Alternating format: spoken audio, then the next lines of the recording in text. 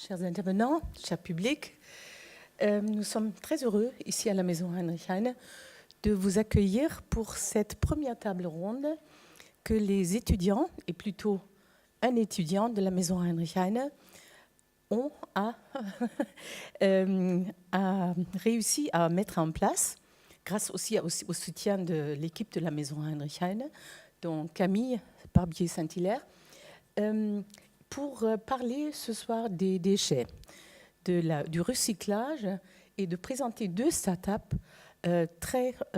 qui sont très bien déjà établies aussi et qui ont une large expérience dans ce domaine. Je laisse le soin à Antoine de présenter les intervenants.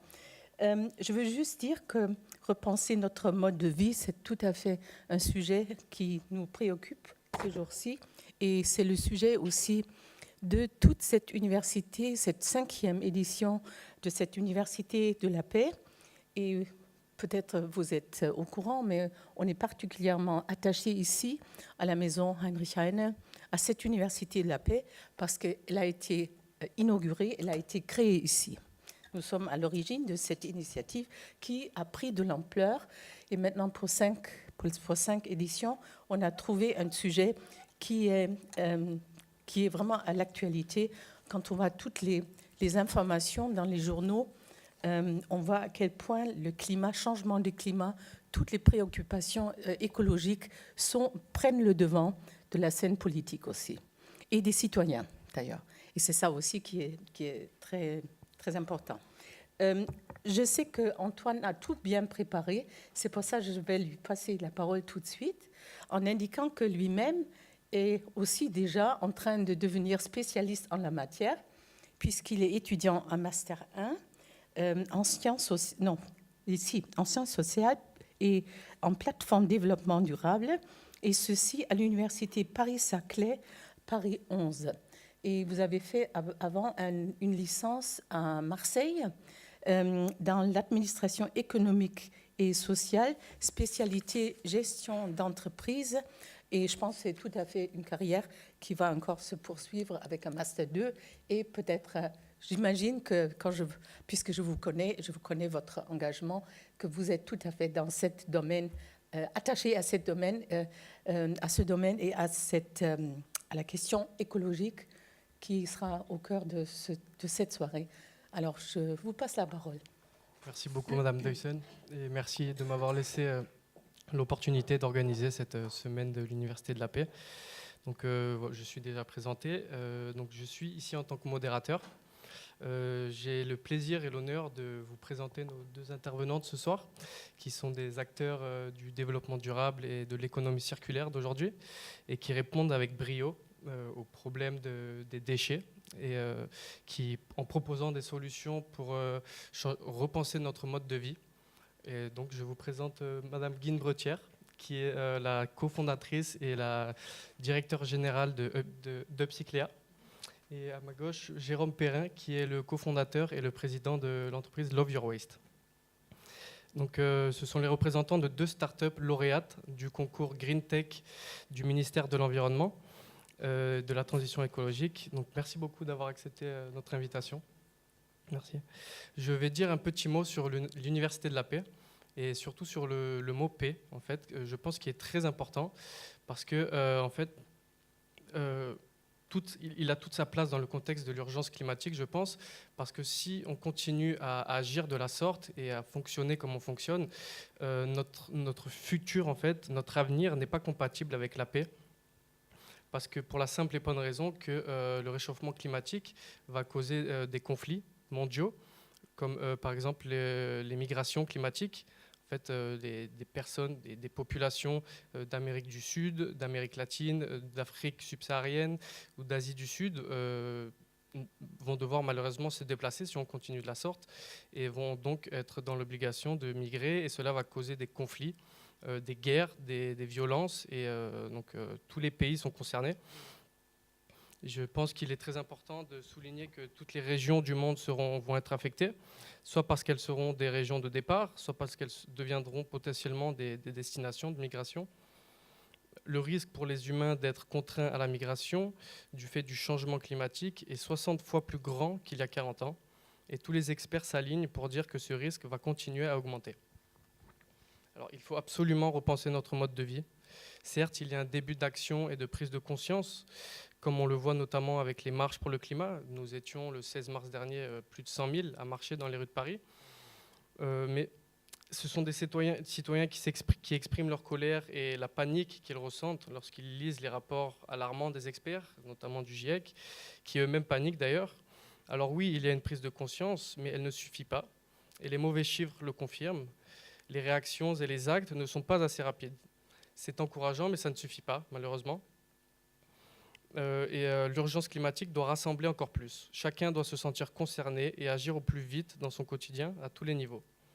La Terre est notre bien commun et les personnes qui négligent cette urgence climatique, je pense vraiment, doivent être pointées du doigt. Shame on them, comme pour reprendre les mots de la ministre de l'Environnement, Madame Brune Poirson. Donc chacun a son libre arbitre, mais également le devoir de respecter autrui et son prochain. C'est une affaire de responsabilité commune. C'est ce que je veux dire. Les industriels pollueurs sont toujours les premiers critiqués car ils ne font rien pour changer les choses et je suis tout à fait d'accord avec ça. Ce que je veux dire, c'est que les comportements des consommateurs en général ne changent pas non plus. Donc, on va d'abord faire un petit rapide constat sur les déchets dans le monde, puis en France. Sans trop m'attarder, bien sûr, car nous sommes ici dans une optique optimiste pour parler de solutions et non pas pour se lamenter sur les erreurs passées. Donc, quelques chiffres pour donner une idée du monstre que représentent les déchets. D'abord, au niveau mondial, comme vous pouvez le voir, le monde produit 2,01 milliards de tonnes de déchets municipaux par an. Si rien ne change rapidement, la production mondiale de déchets augmentera de 70% d'ici 2050, selon un rapport de la Banque mondiale. Sous l'effet de l'urbanisation rapide et de la croissance démographique, la quantité de déchets produits chaque année dans le monde devrait grimper à 3,4 milliards de tonnes au cours des 3 prochaines décennies. Il faut bien savoir que je parle de déchets municipaux, qui sont seulement les déchets collectés et traités par ou pour les communes. Donc on voit sur le graphique, ce qui est le rapport de la Banque mondiale, que presque la moitié de ces déchets municipaux correspondent aux déchets alimentaires. Donc Jérôme Perrin aura l'occasion de nous en parler.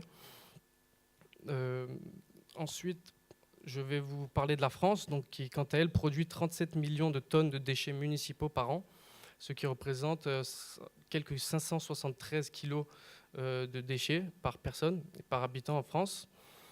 Et à cela s'ajoutent les déchets produits par l'industrie et les entreprises, par l'agriculture ou encore par les activités de soins.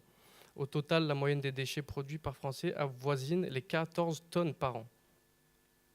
Ces déchets, donc ensuite, environ un tiers est incinéré, un tiers est valorisé, donc avec le recyclage, le compostage ou la méthanisation, et un tiers est mis en décharge.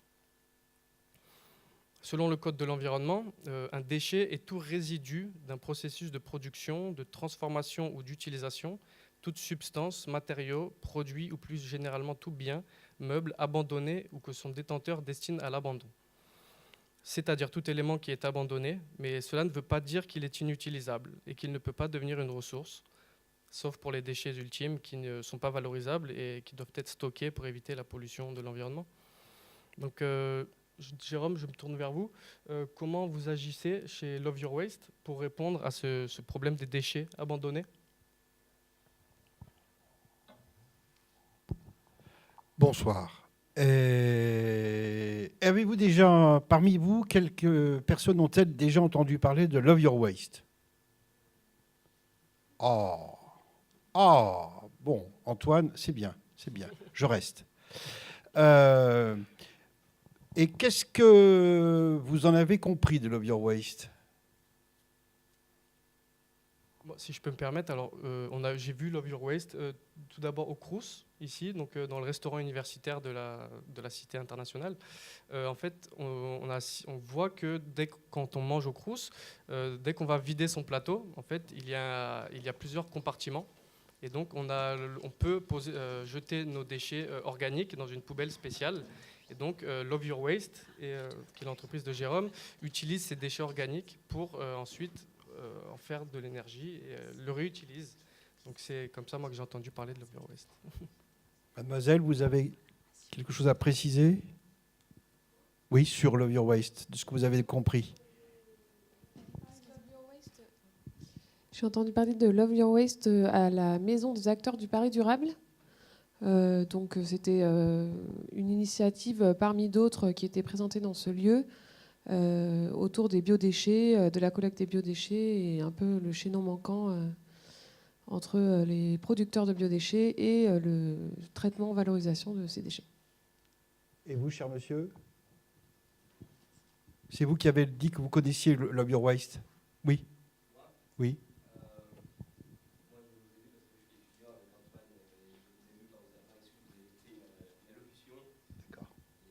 C'est exactement comme Madame disait, vous faites de la valorisation de déchets, de la démarche au sein des entreprises afin de contribuer à ce modèle d'économie circulaire.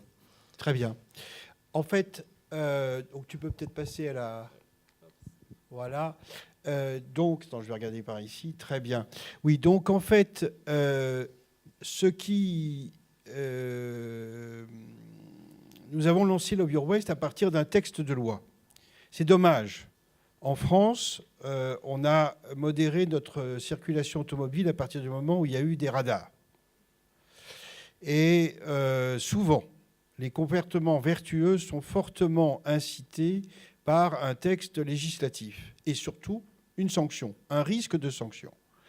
Donc dans cette slide, vous avez les sanctions qui pèsent pour le moment. La loi Grenelle 2, cadre dans lequel nous travaillons, impose des dispositions aux producteurs professionnels de biodéchets.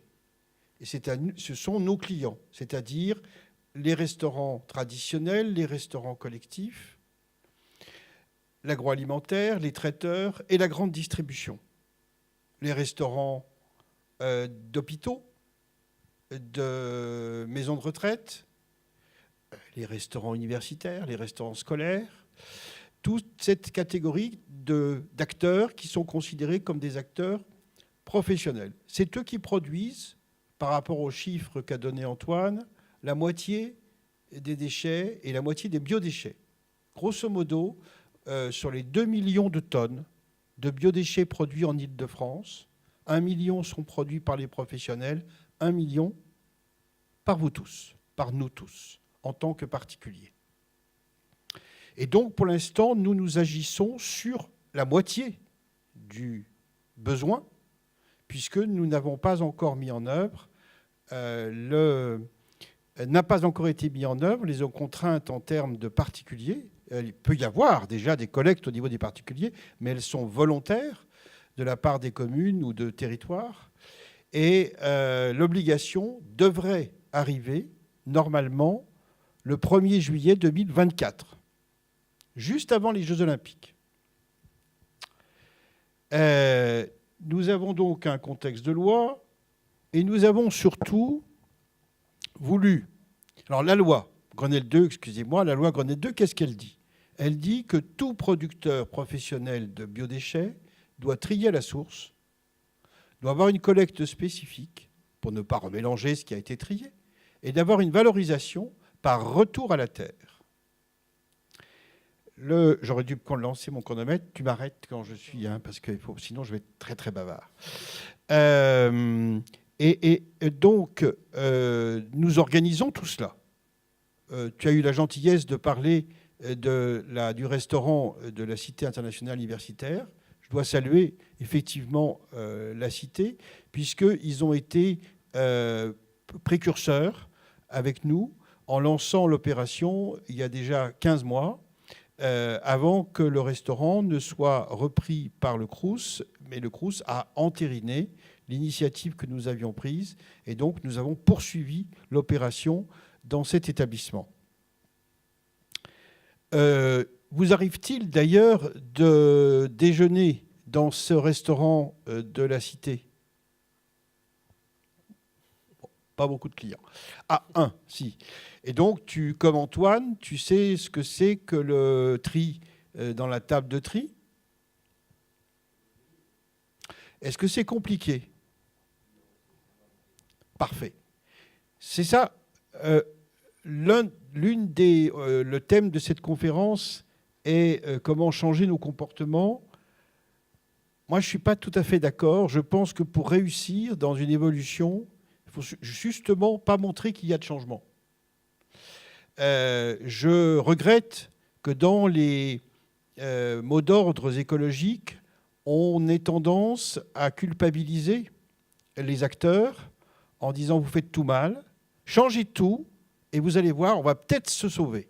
On va peut-être sauver la planète. » Je pars d'une position, pourtant je ne suis pas un bisounours et je ne pense pas que nous vivions dans un monde de bisounours, mais il me semble qu'il est plus efficace de pouvoir montrer que sans changer, sans révolutionner les comportements des gens, en apportant simplement un petit changement, le fait que notre ami ou Antoine, lorsqu'ils restituent leur plateau, on leur demande de vider leur assiette. Ça prend 2 secondes, vous voyez, ce n'est pas une révolution. Et pourtant, à partir de ce petit geste, je vais essayer de vous montrer tout ce que ça peut amener comme changement.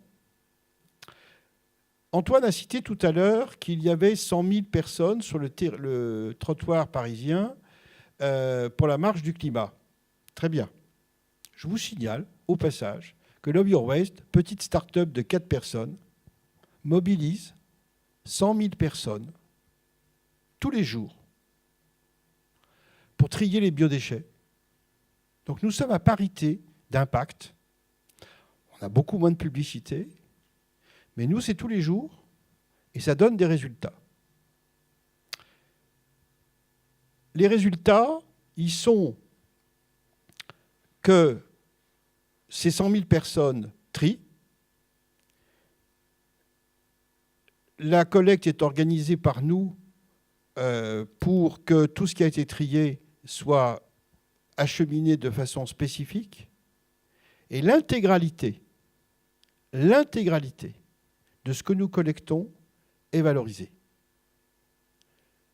Vous et les 2 amis qui nous ont accueillis et qui vont manger au restaurant de la SUP,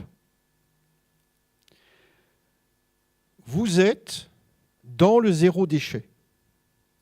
Ce petit geste de 2 secondes, qui n'est absolument pas révolutionnaire, a un impact total de 100% en termes de valorisation. Tu as dit tout à l'heure, et tu as raison, le tiers des déchets que nous produisons sont enfouis. C'est scandaleux, ça coûte très cher à collecter, et ça ne sert à rien. Dans le dispositif que nous avons mis en place, la totalité des déchets sont valorisés.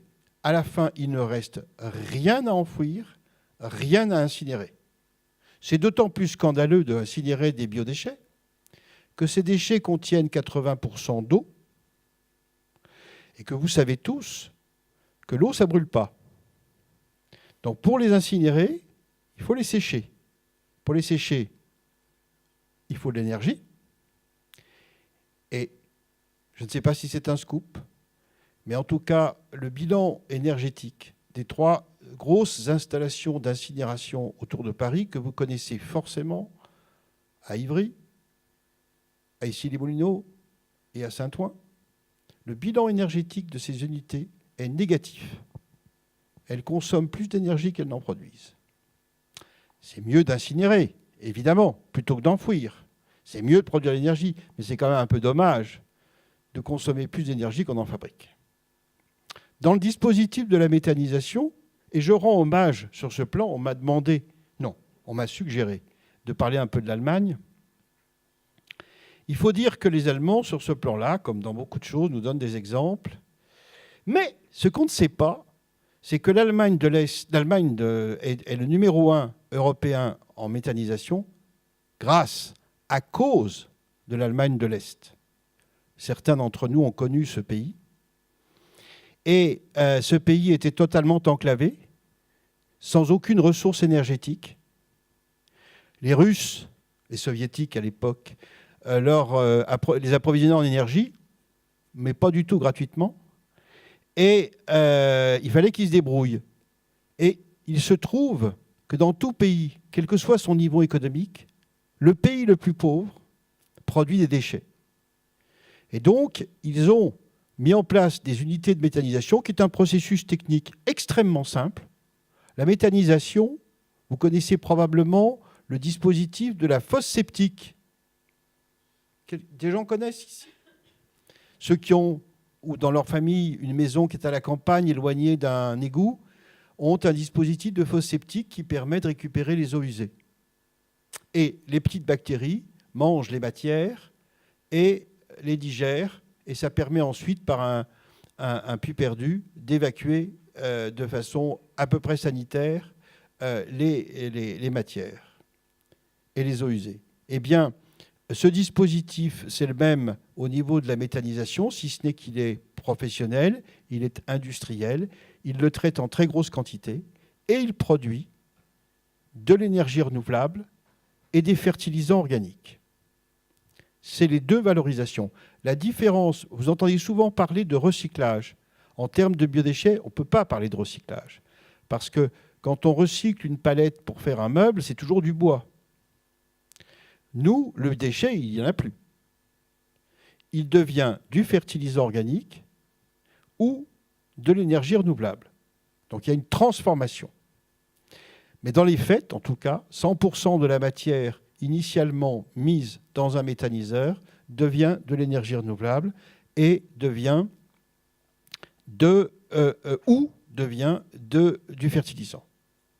Les Allemands, ayant une très grosse antériorité au niveau de cette technique, nous ont inondé, pas inondé, il ne faut pas exagérer, on en a 400.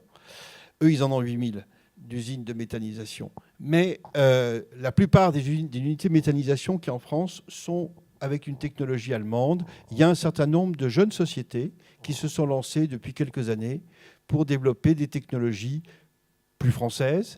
Le marché, en tout cas, pour l'instant, est en tout début d'équipement.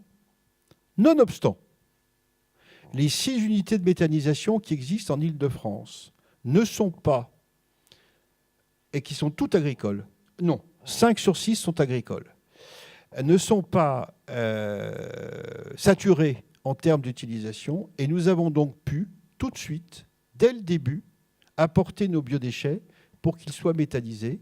Nous les apportons à des agriculteurs méthaniseurs pour garantir le retour à la terre, qui est la conformité avec la loi, mais en plus, pour permettre cette production d'énergie renouvelable et mettre nos clients, nos 200 clients, nous avons 200 clients sur Paris et région parisienne, nos clients, dans la démarche de conformité à la loi Grenelle II, mais également dans le champ d'application de la loi de transition énergétique.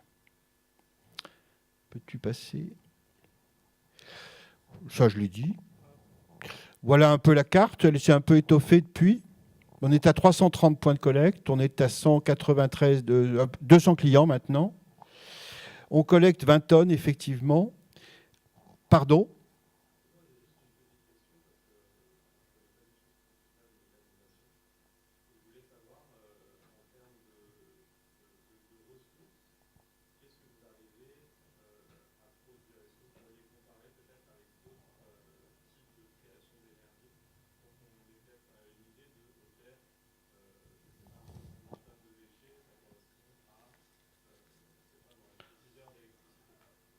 Alors, je vais éviter de dire des bêtises. Le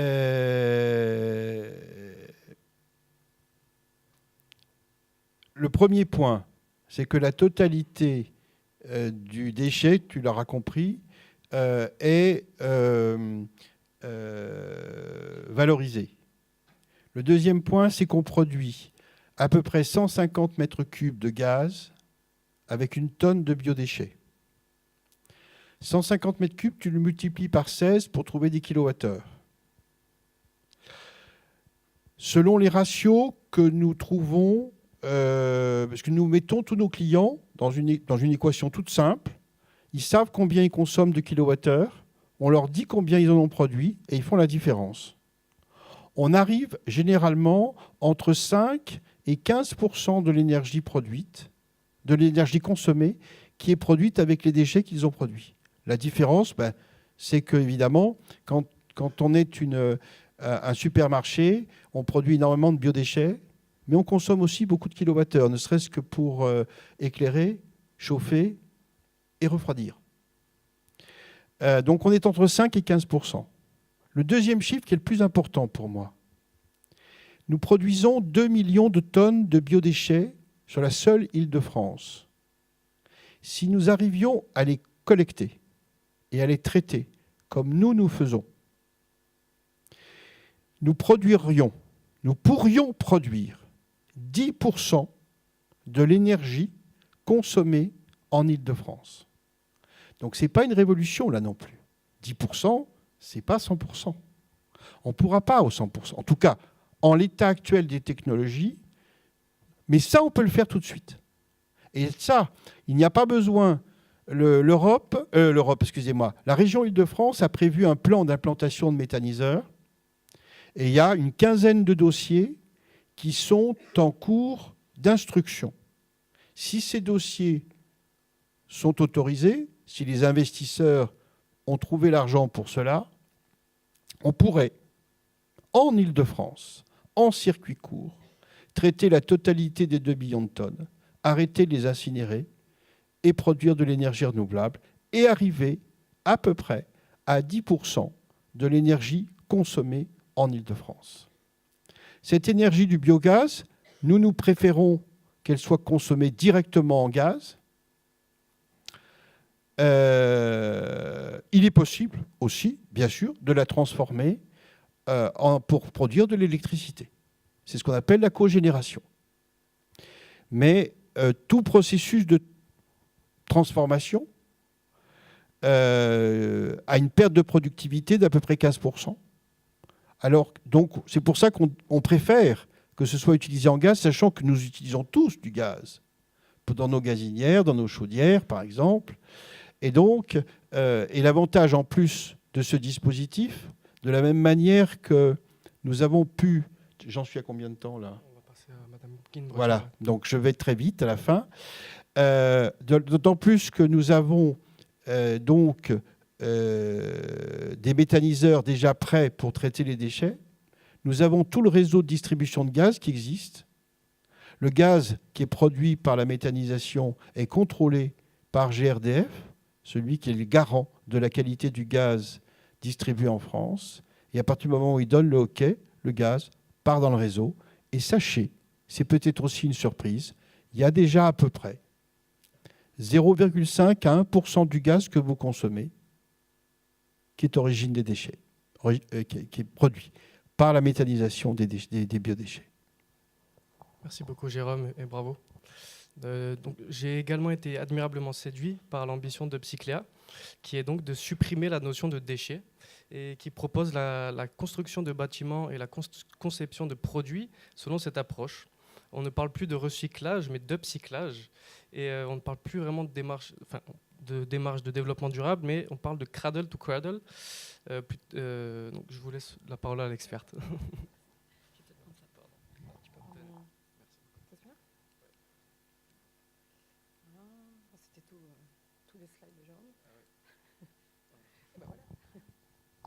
Bonsoir à tous, je suis ravie d'être ici avec vous.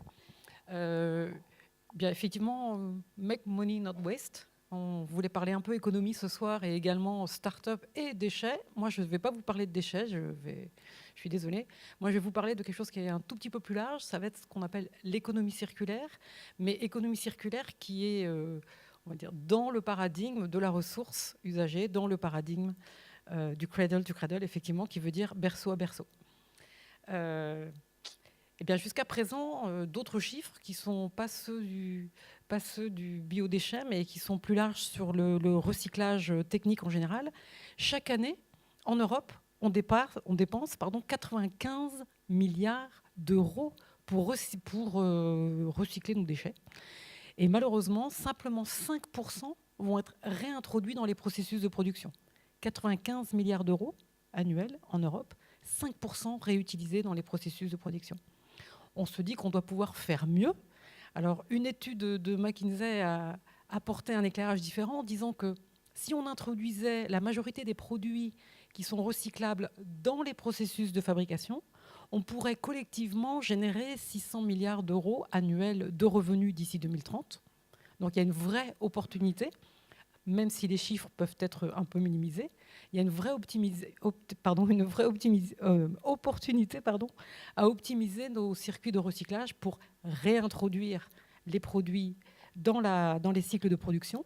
Et puis surtout, il y a une autre loi, il y a celle des biodéchets, mais celle sur les bâtiments également, qui est extrêmement importante, puisque cette loi sur les bâtiments, la loi de transition énergétique sur les bâtiments, va obliger les démolisseurs de bâtiments, les déconstructeurs, à valoriser 70% de la matière bâtiment à partir de 2020. C'est-à-dire que quand vous voyez les démolitions de bâtiments, il va y avoir une exigence que 70% de la matière soit réintroduite ou soit réutilisée. Et donc, ce sont des chiffres qui sont énormes et ça a été une des raisons, une des opportunités pour laquelle mon associé qui est ici et moi-même avons lancé Upcycléa. Upcycléa est basé sur le Cradle to Cradle, mais ce n'est pas nouveau. Oui, certes, on est lauréat de la Green Tech verte, mais Upcycléa a d'abord été le fruit de 10 ans de consultants au nom de EPEA pour déployer l'économie circulaire Cradle to Cradle en France. Et c'est au vu de cette législation qui a absolument accéléré notre processus de décision de vouloir créer une start-up aussi pour déployer plus rapidement la vision que nous avions et qui, à notre goût, n'allait pas suffisamment vite. Mais pour pouvoir accélérer notre vision du Cradle to Cradle, il nous manquait des outils. Et on s'est lancé nous-mêmes dans la conception d'une plateforme MyUpcycléa pour aller avec notre méthodologie. Parce que ce qu'il manquait, c'était de la collaboration, c'était de la caractérisation, parce que finalement, dans les déchets, personne ne sait ce qu'il y a, puis de l'intelligence pour pouvoir gérer l'ensemble des informations. Et du coup, ce qui nous anime, nous, chez Upcycléa, c'est de nous inspirer et d'aider nos clients à s'inspirer de la nature. Il ne vous échappe pas que si vous regardez dehors, et ici je pense que CitéU est bien placé, dans la nature, il n'y a pas de déchets. Et c'est l'activité humaine qui a introduit la notion de déchets.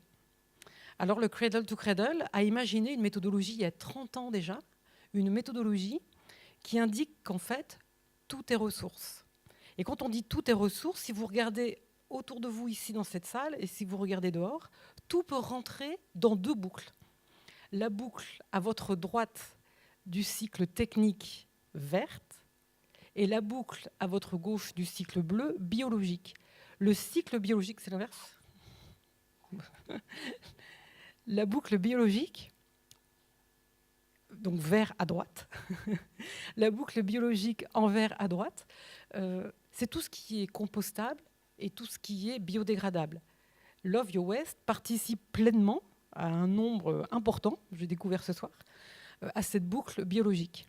La boucle technique, quant à elle, c'est tout ce qui n'est pas biodégradable et tout ce qui n'est pas compostable, donc tout le reste. Regardons autour de nous, tout fait forcément partie d'un de ces deux cycles. Et il y a une trentaine d'années, Bill McDonough, un architecte génial, et Michael Brandgart, un chimiste de Greenpeace, se sont rencontrés et ont voulu répondre à un fait de société qu'ils ont tout simplement réalisé. On est dans les fins des années 60, 70, et on réalise qu'en fait, l'activité humaine est la seule activité qui peut être caractérisée de cradle to grave, c'est-à-dire on prend, on utilise et on jette. Et Cradle to Cradle est né de ce constat-là en se disant mais il y a certainement une autre possibilité de faire une activité humaine pour pouvoir être complètement intégré dans un processus naturel. Et donc, les principes sur lesquels s'appuie la philosophie Cradle to Cradle, c'est ceux que vous voyez devant vous. Premièrement, tout est ressources. Deuxièmement, les énergies renouvelables, dont l'énergie méthanisation fait partie. L'énergie renouvelable, celle qui est présente tout le temps et qu'on utilise insuffisamment à notre goût, c'est l'énergie solaire. L'énergie solaire est disponible. Bien sûr, il faut des équipements pour la capter. Bien sûr, il y a de l'argent à mettre pour pouvoir capter cette énergie solaire. Mais regardons ce qu'il est possible de faire avec cette énergie renouvelable et voyons les bienfaits qu'elle a déjà dans la nature et utilisons-la de plus en plus. Lorsque je vois les quantités d'investissements qui sont mis pour des projets qui sont faramineux, alors qu'on pourrait peut-être tout simplement améliorer l'ensemble des équipements solaires, ça serait important. Le troisième point, c'est la diversité et la coopération. Diversité et coopération, c'est ce qu'on voit dans la nature. C'est ce que probablement vous faites de plus en plus dans vos travaux en université. Les étudiants et nous-mêmes chez Upcycléa, on travaille beaucoup en collaboratif. Et plus on va coopérer, plus on va s'entraider, plus on va collaborer, plus on sera capable ensemble de créer de l'abondance. Certains d'entre vous connaissent peut-être la permaculture. La permaculture, c'est la capacité, et je pense que c'était l'un des objets aussi peut-être des conférences qui étaient ici, la permaculture, c'est la possibilité sur un espace minimum de créer un maximum d'abondance grâce à la coopération des espèces. Mais nous avons cette capacité également. Et enfin, ça c'est chez Upcycléa, nous rajoutons la partie écosystème holistique, c'est-à-dire la capacité à créer des écosystèmes qui soient résilients économiquement, mais également d'un point de vue social et environnemental. Quand vous commencez à allier tous ces principes, vous commencez à rentrer dans le paradigme du cradle to cradle et de ce que nous appelons l'économie circulaire. Vous voyez, on est loin des déchets et on n'en parle plus. Ce tableau-ci me plaît énormément parce que justement, il indique, à l'inverse de ce que vous disiez par contre, Jérôme, un énorme changement de perspective. Jusqu'à présent, ce que faisaient les entreprises, c'est que si vous regardez bien, on a commencé par produire sans s'intéresser à son impact environnemental. Puis, on a fait du développement durable, de la RSE, pour diminuer son empreinte environnementale. Ce sont les pieds rouges que vous voyez donc en bas. Et sur cette empreinte environnementale, finalement, d'abord je conçois, puis j'ai des coûts pour diminuer mon impact. Et on appelle ça développement durable. Et de plus en plus, on a vu en France appeler ça économie circulaire. Puis ça s'est terminé finalement, et maintenant c'est ce que vous entendez, tout simplement gestion des déchets. Et ça, c'est ce que l'on voit et c'est le modèle principal. Et il est attendu maintenant de nous, justement, ce changement de paradigme énorme. OK, ce qu'on a fait, c'était pas terrible jusqu'à présent. Et on en fait tous le constat et il y a urgence. Mais le changement que l'on demande, c'est le changement de posture. Le changement de posture par rapport au climat. Il ne s'agit pas, ou par rapport à cet impact environnemental, il ne s'agit pas d'aller chercher il ne s'agit pas de faire de la contestation et d'être tout simplement dans la victimisation de ce qui est en train de se passer. Nous, au contraire, ce que l'on dit, c'est partons du constat tel qu'il est et ensemble, allons chercher les impacts positifs les plus grands possibles pour faire en sorte que notre activité humaine ait le plus grand impact possible pour régénérer les ressources. Et c'est déjà possible. Il est déjà possible de régénérer une partie de nos ressources. Il s'agit de concevoir, il s'agit de designer. Et là, ça devient intéressant puisqu'on se rend bien compte, lorsqu'on regarde en soi, soit on fait partie du problème et on fait partie de la réduction, ou à l'inverse, on va avoir envie d'optimiser, on va avoir envie d'innover. Et c'est ce vers quoi, clairement, Upcycléa souhaite diriger l'ensemble des entreprises. Ici, pour parler d'économie circulaire avec des exemples très concrets, vous avez ici une économie circulaire dans le monde du bâtiment. Et de notre point de vue, du point de vue d'Upcycléa, un bâtiment, c'est une banque de matériaux. Et une banque de matériaux, c'est quoi ? C'est tout simplement de l'éco-conception, avec des assemblages intelligents des matériaux, et avec de l'information que l'on met dans des passeports matières qui vont ainsi donner de l'information à l'ensemble du bâtiment et où on pourra retracer l'ensemble des éléments, connaître leur vie future, leurs usages futurs, voire même créer déjà les écosystèmes avec les partenaires qui assureront le fait que ce bâtiment ne devienne jamais un déchet. Et lorsque vous commencez à vous caractériser et à utiliser des produits dans votre bâtiment qui appartiennent au cycle technique, qui appartiennent au cycle biologique et qui ont des durées de vie qui sont évidemment différentes mais qui ont été montées pour être récupérées, non seulement vous avez un bâtiment circulaire, mais en plus vous avez un bâtiment qui est plus simple à maintenir et dont vous allez pouvoir gérer toute sa vie pendant ces 20 ou 30 ans de vie. Parce qu'il faut quand même savoir qu'un bâtiment, ça ne dure pas toute une vie. Les bâtiments que l'on voit dans le secteur tertiaire ont plutôt des durées de vie de 30 ans. Et même, est-ce que vous savez quelle est la durée de vie moyenne constatée de notre fameuse maison propriétaire ? Est-ce que vous avez une idée de la durée de vie moyenne d'une maison individuelle ? Ça vous dit quelque chose ? 60 ans ?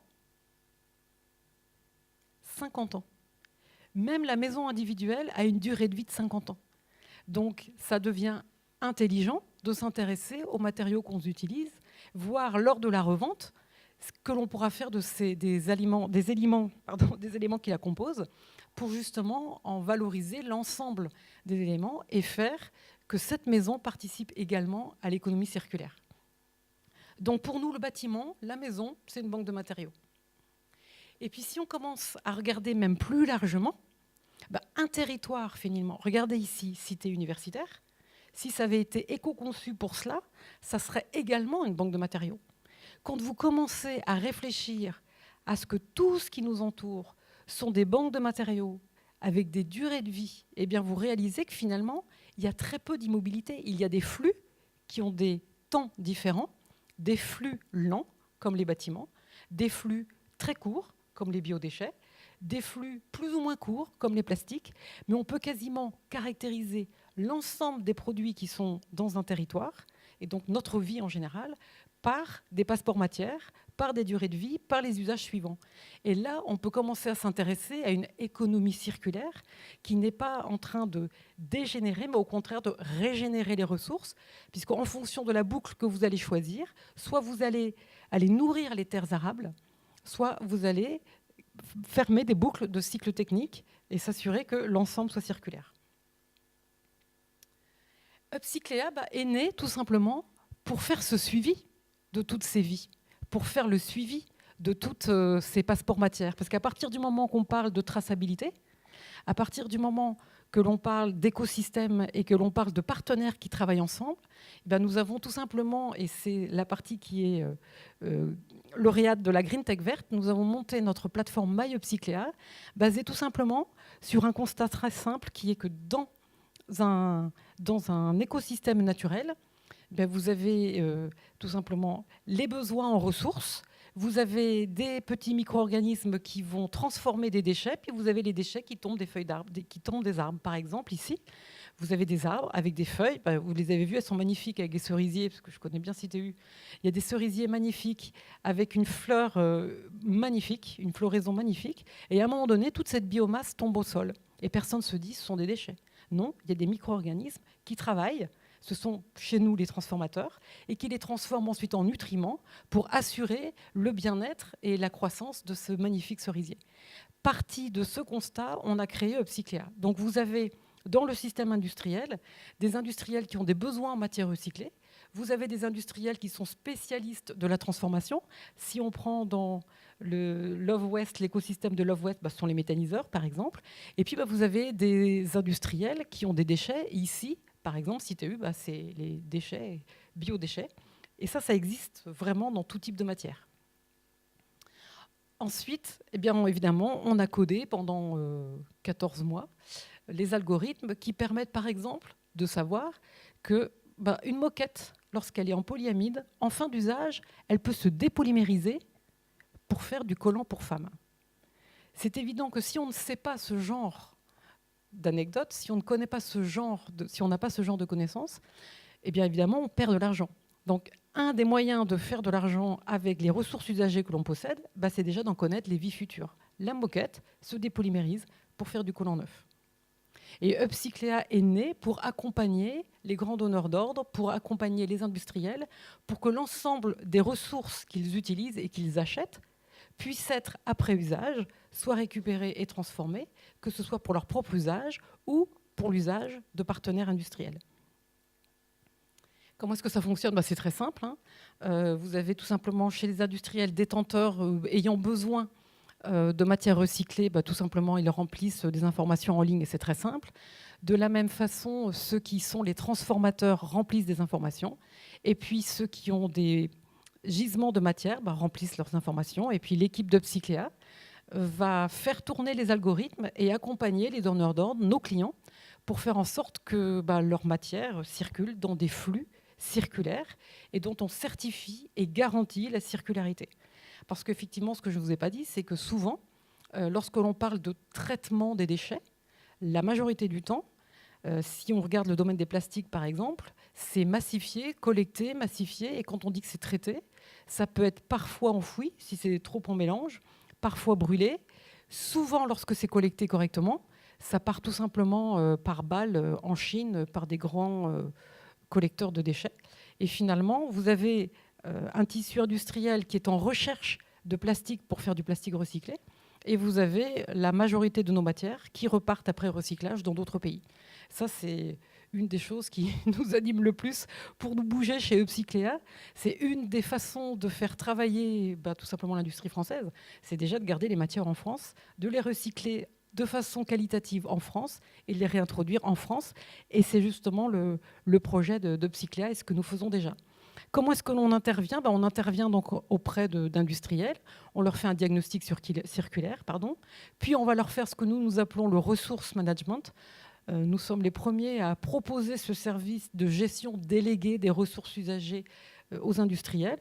Et puis, chaque fin de mois, un reporting qui permet d'évaluer les économies, voir les nouveaux revenus qui sont touchés si on crée un nouveau business model pour l'entreprise, et également les reportings du type CO2 évité. Et puis, on va dire volume d'achat circulaire sur l'ensemble des achats qui sont faits par l'entreprise. Et donc, on peut constater dans le temps les progrès qui sont faits par notre client. Donc, Upcycléa, c'est l'ensemble de ces activités qui nous permet de mieux gérer les ressources, qui nous permet évidemment de favoriser la collaboration entre l'ensemble des partenaires. Et ce que je n'ai pas dit, si on prend l'exemple du domaine du bâtiment, par exemple, on a déjà plus de 218 000 mètres carrés de bâtiments qui sont construits de la façon que je vous ai indiqué précédemment. Donc c'est déjà un beau challenge. On en a pas mal qui sont en cours de signature. Et donc je pense que cette vision très large de l'économie circulaire pour qu'il n'y ait plus de déchets sur nos territoires est en train de grandir. Une des questions qui nous était posée également, c'est sur notre vision à moyen terme à l'étranger. Donc on a la chance de pouvoir commencer un pilote aux États-Unis, à Los Angeles, dans quelques semaines. Et sinon, on intéresse également en Belgique des partenaires, mais nous attendons avant de partir avec eux, mais ils sont très intéressés. En Allemagne, on n'a pas encore été touché par cela, et autrement en Espagne. Voilà, sur les pays pour l'instant qui sont intéressés par notre méthodologie et qu'on espère. Alors le Upcycléa, My Upcycléa est développé en français, en anglais, bientôt en espagnol. Et c'est une des raisons pour lesquelles on pouvait partir aux États-Unis rapidement. Merci.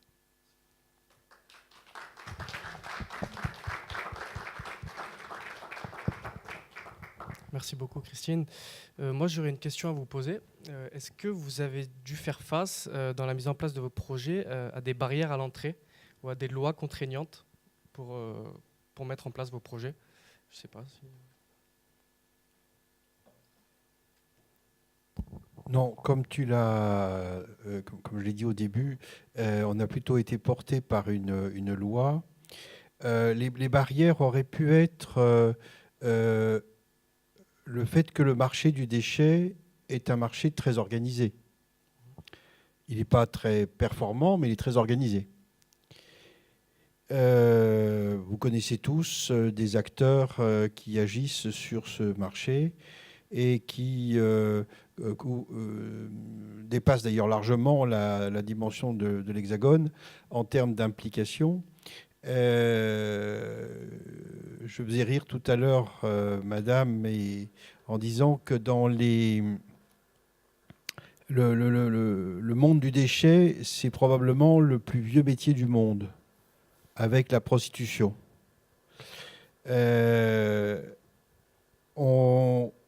On a toujours eu dans toutes les sociétés un problème de traitement des déchets, et on s'est toujours organisé pour que cette question soit traitée de façon par un organe public.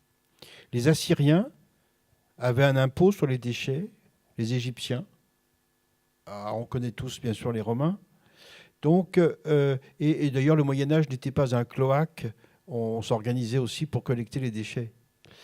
Donc les groupes que vous connaissez sont très importants, et on aurait pu penser qu'un petit pousset, une petite bactérie comme nous, aurait du mal à pousser face à des mastodontes.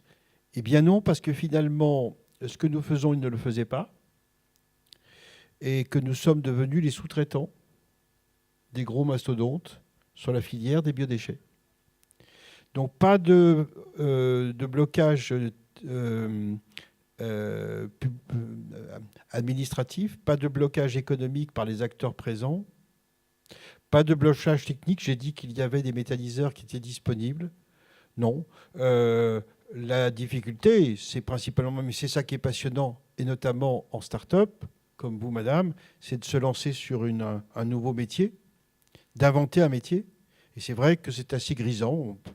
Ça pourra vous surprendre qu'on puisse être grisé en parlant de biodéchets, mais c'est grisant. En 2000, nous sommes nés en 2015, et on n'a que 4 ans. Eh bien, je ne les fais pas. Mais c'est vrai que c'est passionnant d'inventer quelque chose sur un marché aussi organisé, aussi ancien. Et à contrario, est-ce que l'État aide participe à la création de ces startups? Est-ce qu'il y a des aides, des subventions accordées par l'État ou... Alors, je vais dire 2 choses sur l'économie. Non, ne rêvez pas, il n'y a pas de subvention. Il n'y a pas de subvention parce qu'en France, on est un peu dominé au niveau des startups par le tech. Vous êtes technologique ou vous n'êtes pas technologique. Je ne suis pas technologique. Je fais un métier très simple, je collecte, je valorise avec un processus technique qui existe. Les Assyriens avaient aussi remarqué que les biodéchets, en se décomposant, produisaient du gaz. Ils l'avaient repéré. Donc, c'est un petit peu dommage, mais c'est comme ça. Mais on ne passe pas notre temps à regretter de ne pas avoir eu de subvention. On s'est débrouillé. Et surtout, on essaye de trouver très vite un modèle économique pour nous, mais surtout pour nos clients. Et madame a dit tout à l'heure, le budget absolument considérable que l'on peut consommer qui vient par vos impôts, mesdames et messieurs. Ce budget considérable pour pas grand-chose, puisque actuellement en Île-de-France, on estime qu'on valorise 18% des déchets collectés. Dépenser 500 millions d'euros pour ça, c'est pas très performant. Donc,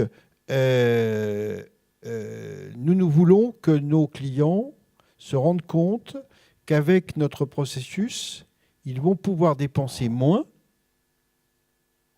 pour être plus productifs, pour être plus efficaces. Et ça vaut pour les acteurs, nos clients, mais ça vaut aussi pour les collectivités. Parce que c'est eux qui, au départ, organisent ça et c'est eux qui engagent ces budgets considérables. Et je voulais, sur ce plan-là, donner une petite ouverture à l'activité des biodéchets. Vous avez remarqué, vous habitez tous dans la région parisienne, et vous avez remarqué que le service de collecte des déchets passe tous les jours. Est-ce que c'est utile ? C'est utile pour des questions sanitaires, parce que dans ces déchets, il y a des biodéchets. Une fois qu'on les a retirés, ce qui est notre cas, il ne reste que des déchets inertes, principalement du plastique, du métal, du carton, du verre. Qu'est-ce que j'ai oublié ? Bon, je ne crois pas trop de choses. Les matières inertes, elles ne bougent pas, elles ne polluent pas.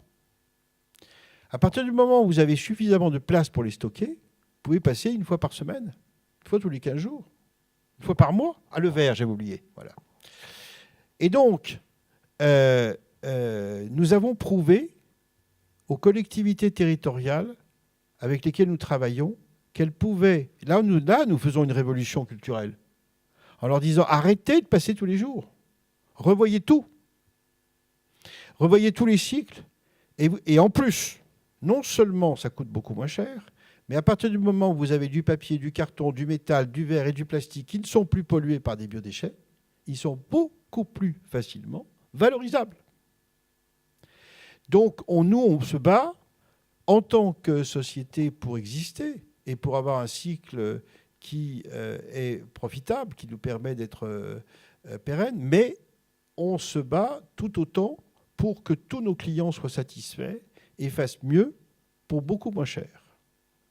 Monsieur, vous avez levé la main.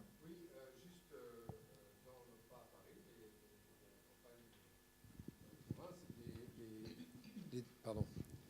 Donc pas à Paris, mais à la campagne. Les déchets sont récoltés une fois par semaine pour les déchets recyclables, poubelles jaunes, et une fois tous les 15 jours seulement pour les déchets autres, principalement des déchets organiques. Et je trouve ça un peu surprenant simplement que ce soit dans ce sens-là, mais voilà. Madame Guinbretière, je vous pose la même question. Chez Upcycléa, avez-vous dû faire face à des barrières à l'entrée lors de la mise en place du projet? Je pense que dès lors qu'on porte une vision qui est totalement différente, qui est la gestion des ressources, l'économie circulaire à impact positif, cradle to cradle, on est forcément en permanence à contresens de la culture jusqu'à ce que l'ensemble bascule et qu'on arrive enfin collectivement à comprendre que l'ensemble de nos ressources ont de la valeur.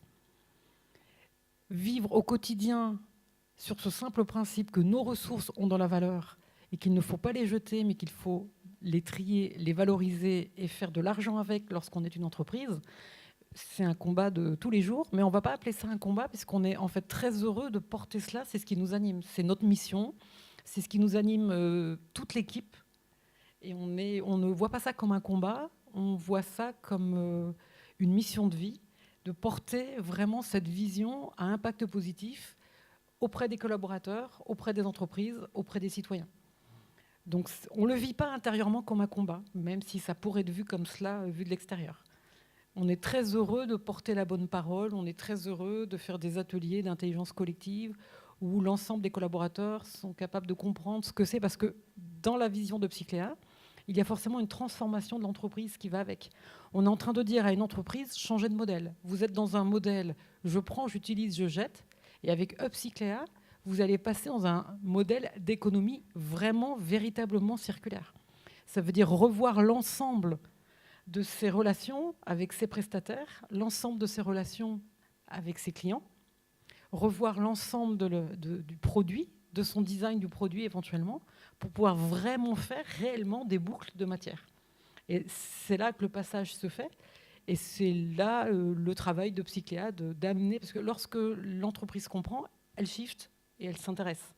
Mais il faut arriver à ce moment où l'entreprise est intéressée par ce changement, cette transformation au sein de l'entreprise de vision par rapport à l'utilisation des ressources.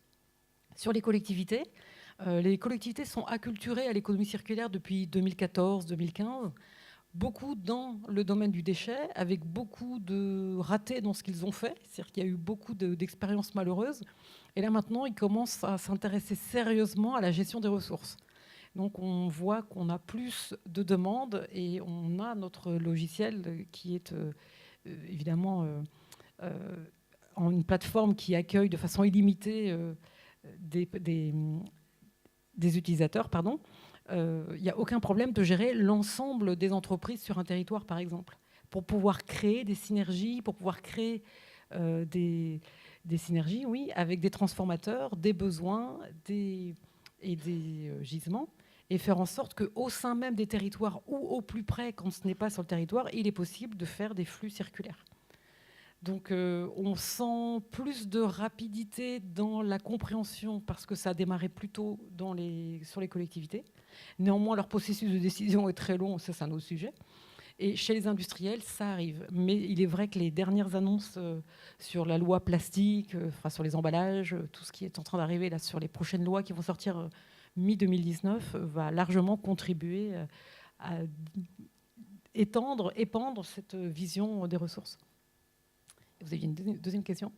Est-ce que l'État accorde des aides Alors nous, on fait partie de la tech. Alors on a des aides. On a eu la chance d'être aidés, puisqu'on est lauréat de la Green Tech verte, et donc par l'ADEME et le ministère de l'Environnement, et puis également par la BPI, qui aide énormément les projets tech, et plus particulièrement dans le domaine de l'économie circulaire et de l'environnement. D'accord, merci beaucoup. Madame, une question ?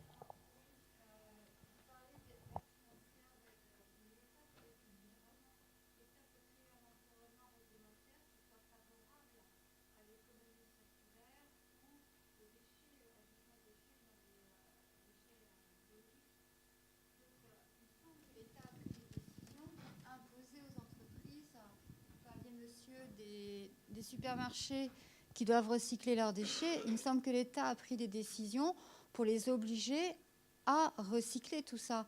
Et ça, c'est de l'aide qui est intéressante parce que c'est aussi, bon, c'est vrai, c'est pas monétaire, mais ça donne un environnement qui est complètement favorable à vos activités, à vous, monsieur, et à vous, madame.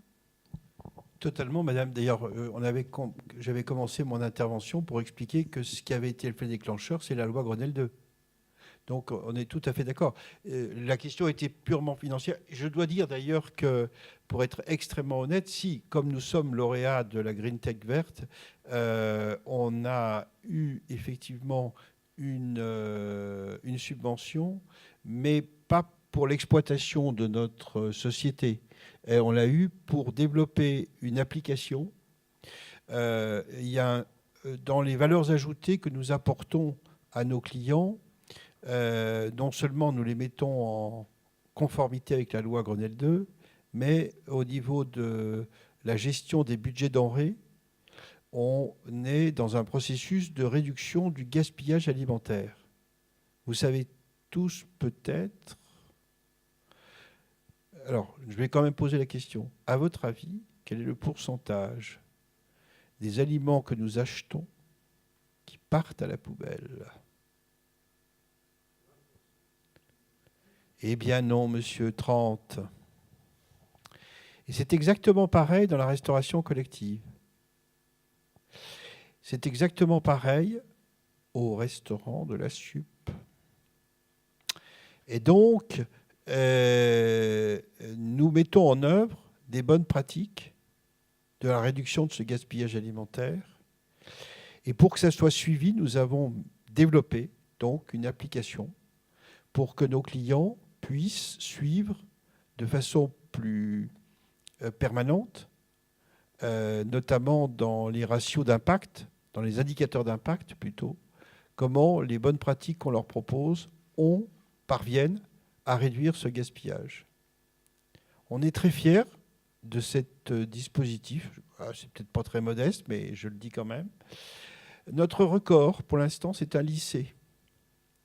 Un lycée dans le 93, qui était parti de 167 grammes de déchets consommables par repas. Et maintenant, il est à 47. C'est-à-dire qu'il ne reste plus de déchets consommables. Parce qu'évidemment, on ne va pas demander aux élèves, aux lycéens, de ronger les os et de manger les pelures d'orange. Mais, donc, on est arrivé au socle. On est arrivé au socle qui fait qu'il y aura toujours une partie des biodéchets qui devront être traités, devront être transformés en biogaz et en fertilisants organiques. Mais en revanche, c'est clair que parfois on me dit, mais Love Your Waste, vous êtes un peu masochiste. Parce que si vous contribuez à la baisse du tonnage de déchets, vous êtes en train de réduire votre chiffre d'affaires, puisque nous facturons à la tonne. Oui, certes. Mais comme nous sommes pour l'instant à 0,0001% du marché, nous avons de quoi progresser.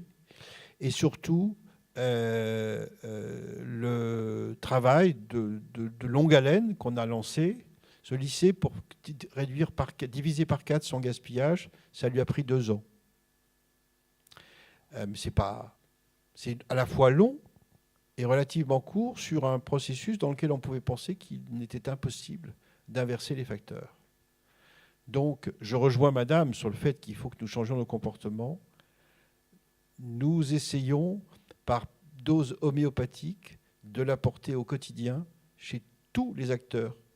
La chance que nous avons, vous avez dit, madame, que l'État nous avait mis dans un contexte législatif qui nous portait dans notre développement, c'est tout à fait exact.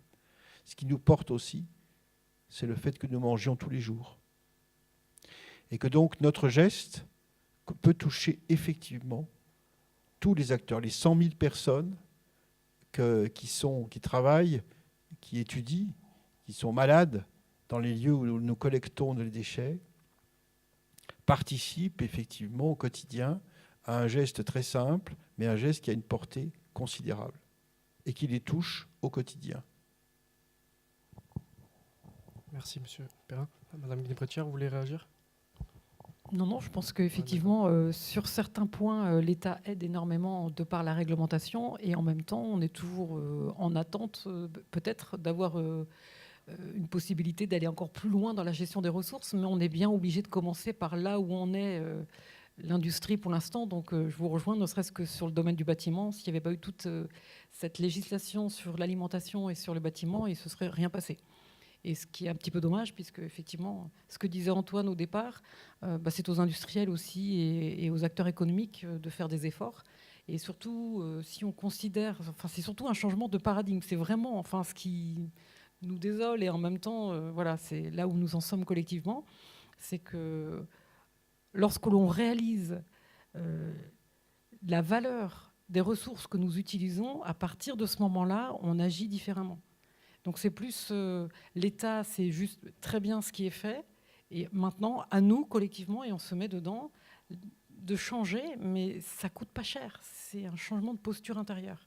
Et c'est vraiment ça qu'on doit amener maintenant. Merci beaucoup. On va peut-être passer aux questions du public. Est-ce qu'il y a des questions éventuelles? Ça a commencé. Madame? Je trouvais très intéressant les deux exposés. Pardon. Mais j'ai une question par rapport peut-être à vous deux, mais surtout à madame aussi, parce qu'on n'a pas du tout parlé de la recherche actuellement. Vous, quand même, tout votre travail consiste quand même à utiliser énormément la recherche dans tous ces domaines-là. Surtout, je pense aussi, bâtiment, tout dans le secteur technique, technologique, encore davantage.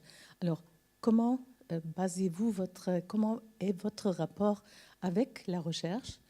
Et à la fin de votre travail, bon, si j'ai bien compris, vous mettez en réseau par une plateforme et par des algorithmes les différents éléments pour vous donner des conseils à des entreprises. C'est ça. Et jusqu'à où suivez-vous le travail qui a été fait après par les entreprises? Quelle est, disons, la façon pour vraiment vérifier le résultat de votre travail de conseil?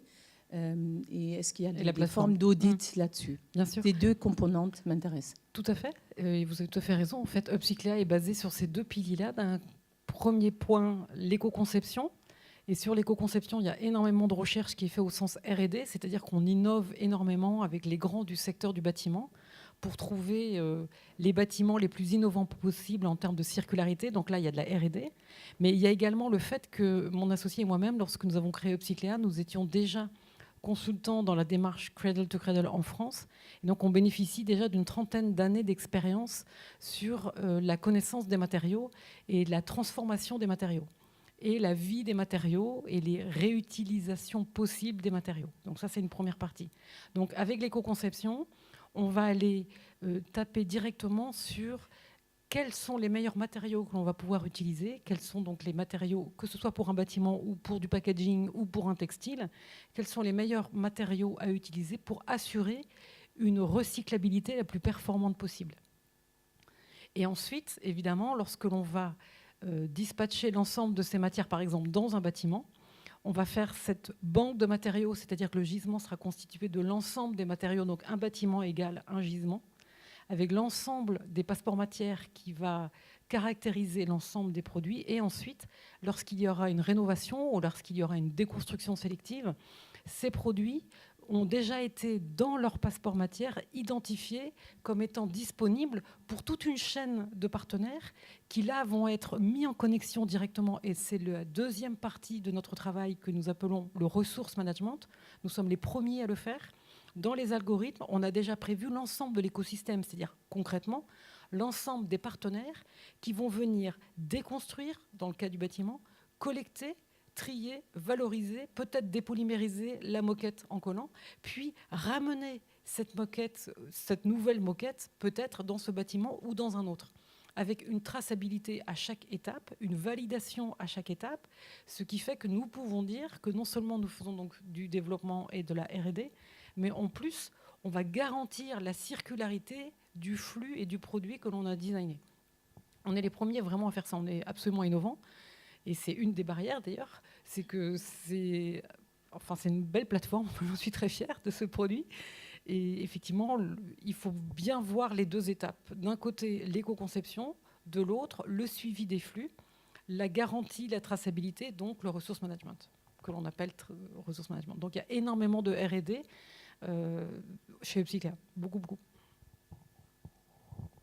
Merci beaucoup. Y a-t-il d'autres questions? Merci beaucoup pour vos initiatives et votre vision. J'avais une question pour vous, madame, assez pragmatique. Vous envisagez combien de cycles? C'est-à-dire que vous nous donnez l'exemple de la moquette qui devient des collants. Les collants peuvent devenir autre chose. Votre vision, c'est combien de cycles, combien le passeport matière va durer dans le temps? En fait, chaque matière va avoir une durée de vie différente qui est propre à elle-même et sur sa capacité de transformation. Donc une moquette peut être recyclable, on va dire à l'infini, c'est le wording qu'on va employer dans Cradle to Cradle. En réalité, à un moment donné, il y a une détérioration du matériau, mais on va pouvoir faire de nombreuses vies en ce qui concerne les monomères et les polymères dans la moquette. Par contre, si vous prenez du textile, ça va être 7 fois. Si vous prenez différentes possibilités en fonction du matériau, en fait. Ouais. Ah oui, je t'en prie. Je t'apporte un complément, je suis cofondateur de l'entreprise avec Christine. Pour répondre à votre question, c'est quelles sont les boucles suivantes en plus. C'est-à-dire qu'une fois que j'ai pris de la moquette, qui éventuellement elle a été dépolymérisée pour faire de la moquette, donc on voit bien où est-ce qu'elle va atterrir dans un autre bâtiment. Mais on a eu un projet intéressant aussi avec Dim, justement, Christine parlait des collants. Donc quand on a une boucle qui nous permet à partir d'une moquette de refaire de la moquette, donc on a ce qu'on appelle en boucle fermée. On peut aussi avoir des boucles ouvertes pour faire à partir du nylon régénéré, soit des filets de pêche, soit des collants. Et donc ça demande là aussi, c'est-à-dire un besoin, moi Dim par exemple, qui est récupéré, qui avait un besoin en matière première secondaire, c'est comme ça qu'on l'appelle, qui en est fait un collant. Il faut que moi aussi, du coup, j'ai ce gisement que je vais créer à partir de mes produits à moi, trouve lui-même son écosystème. Et il y a eu ce travail, cette réflexion par exemple avec Dim, de pouvoir faire en sorte que les clientes puissent reposter en fait les collants usagés, avec une réflexion qui a eu lieu avec la Poste d'ailleurs, pour faire qu'ensuite on ait un écosystème qui fasse que ces collants-là puissent à nouveau être dépolymérisés, peut-être pour refaire de la moquette ou autre chose. Donc en fait, chaque fois, en fait, il faut s'inscrire dans ces problématiques d'écosystème, et on peut avoir dans cette notion d'upcyclage en fait, qui consiste finalement à préserver le plus de valeur possible, de qualité et d'utilité en fait au produit. On peut avoir effectivement, comme disait Christine, en fait, des matières qui sont indéfiniment recyclables. C'est le cas du nylon. Les plastiques sont très souvent en fait indéfiniment recyclables, nylon, polyester, etc. Certains moins, en fonction de leur propriété physique. Du coup, en fait, ils peuvent rentrer dans ce qu'on appelle une cascade en fait, circulaire. Et c'est comme ça qu'on peut avoir, par exemple, un bois massif qui est utilisé un certain temps, qui ensuite, en fin de période d'usage, parce qu'il n'a plus les propriétés suffisantes, devient du lamellé-collé, qui ensuite, en fin de période d'usage, devient en fait du panneau de particules. Puis ensuite, en fin de période d'usage, en fait, de la laine de bois, puis ensuite, en fin de usage, du pellet qu'on va brûler, et on met de la chaux dolomitique dans la cendre, et on remet ça en forêt, ça fait de l'engrais. Oui, on a une très longue en fait, boucle circulaire. Donc ces boucles circulaires-là, il faut les connaître, en tout cas, il faut les identifier, il faut ensuite les suivre, et c'est à ça que sert Upcycler. Voilà. Merci beaucoup. Oui, madame.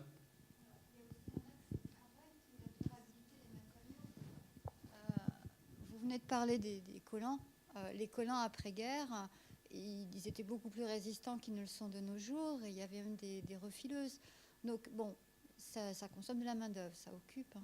Et on peut aussi travailler, c'est aussi un axe de travail actuel qui est de dire d'éviter de produire des trucs qui sont, enfin, qu'on ne peut pas réparer, qu'on jette. Il y a aussi ça, quoi. Et ça fait partie aussi de la conception, quoi. D'ailleurs, dans My Upcycler, dans la plateforme, évidemment, parmi les transformateurs possibles, la première idée qui vient toujours, c'est toujours le réemploi, puis la réutilisation, puis ensuite le recyclage lorsque c'est nécessaire. Mais par rapport à la durabilité, par exemple, j'aime bien donner un exemple, une métaphore. On est en France, on aime bien parler du vin, et comme on le sait tous, le vin, il y a un moment pour le boire, et il y a un moment où le vin n'est plus bon. Et en fait, si vous regardez par exemple tout simplement l'électroménager, si vous regardez par exemple un frigo, il y a un temps pendant lequel il ne va pas utiliser trop d'énergie pour pouvoir faire du froid, et à un moment donné, on va basculer où il va y avoir soit plus d'énergie utilisée pour ce frigo, ou peut-être une nouvelle technologie qui va arriver sur le marché qui utilisera moins d'énergie. Dans ce cas, c'est là que l'économie de fonctionnalité rentre en jeu. Et ce pourquoi on milite, c'est de faire ensuite en sorte que il y ait une vraie obsolescence programmée, je suis un peu provocante, mais au sens où c'est programmé pour une fin de vie et peut-être pour aller vers une location pour nous tous, par exemple d'électroménager. Et je sais qu'il y a des études qui sont sorties récemment sur le fait que finalement 45 ou 50% des Français sont prêts maintenant à louer leur électroménager. Et qu'ensuite, les industriels, eux, par contre, mettent sur le marché des produits qui aient cette capacité à être récupérés. On récupère un maximum de matériaux pour remettre à disposition, nous, des acheteurs, des produits qui soient corrects en termes d'énergie, par exemple. Donc, il y a vraiment le moment où on dépasse le temps et où il faut à ce moment-là récupérer la matière. Et en plus, si on dépasse la matière, le temps, à un moment donné, la matière n'a même plus de valeur résiduelle. Donc c'est ce juste moment-là, et il est connu, lorsque l'on connaît bien son marché, on le connaît, et c'est là-dessus qu'il faut jouer par rapport à l'électroménager, par exemple, ou les voitures, ou tout ce qui va être de consommation moyenne longue durée. Mais vous avez raison sur la durabilité. Oui. Merci beaucoup. Moi, j'aimerais conclure en parlant des changements de comportement qui sont absolument nécessaires. Donc, je vais donner quelques chiffres. Un Français émet en moyenne 7,5 tonnes d'équivalent CO2 par an, contre 9,6 tonnes en 1990, soit environ 20,5 kilos émis chaque jour. Et il faut descendre à 2 si on veut éviter le cauchemar climatique. Donc ce sera de gros changements à faire. Notre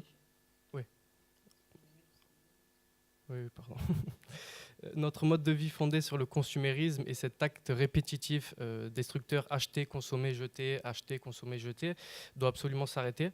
Et des solutions existent pour contribuer à la transition à notre échelle de citoyens. Je le vois tous les jours, moi, avec des collègues. On fait du zéro déchet, le compost, l'économie circulaire, le cradle to cradle, la méthanisation, la sobriété numérique, qui est très importante, devenir flexitarien, etc.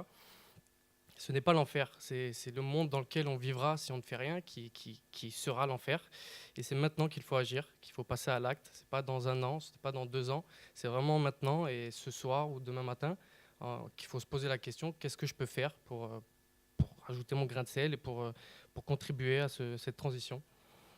Et je pense vraiment qu'il faut agir tout de suite et que c'est très important. Et bien sûr, ça doit s'accompagner de décisions politiques et d'un mode de développement beaucoup moins émetteur de CO2. C'est un défi à relever tous ensemble. Il faut garder en tête que les lois de la nature sont plus fortes que le capitalisme et la croissance. Il y a un proverbe amérindien sur lequel j'aimerais finir, qui est que quand le dernier arbre aura été abattu, quand la dernière rivière aura été empoisonnée, quand le dernier poisson aura été pêché, alors on saura que l'argent ne se mange pas. Voilà. On compte sur vous et merci beaucoup pour votre présence et votre attention.